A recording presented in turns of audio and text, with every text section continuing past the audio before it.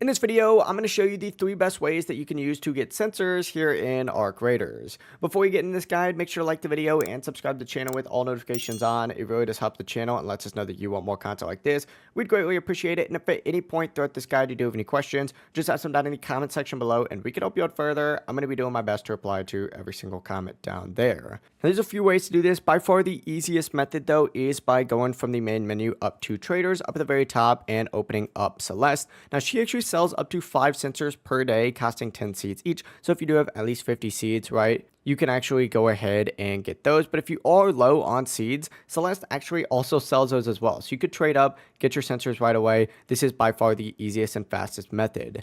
That being said, if you back out of this option right here and open up your inventory, you can also check to see which items can be recycled into sensors. Now, some gears and components do break down into sensors, so make sure you just go through your items to see what you can convert. This is by far a reliable method if you are low on seeds or have a ton of loot that you need to get rid of. But on top of that, you can go ahead and hit play and play the game like normal. And you can really do this on any map, but for example, I'm going to use Damn Battlegrounds. Essentially, just open up a map, and what you're looking for is an electrical icon, which is going to be like a little power sign, just like so, or a technological icon, which kind of looks like a computer chip, just like so, and it has a whole key over here. Essentially, go to these areas and look in computers, tech rooms, electrical stations, or industrial buildings. You can also get them from looting defeated raiders or snitch scanners, which sometimes do carry those sensors too. But if you just go to an area like the control tower or the power generation complex, you'll get these on the map pretty quickly. But it really is as simple as that. If you guys do have any questions, ask them down in the comment section below and we can help you out further. I'm going to be doing my best to reply to every single comment down there.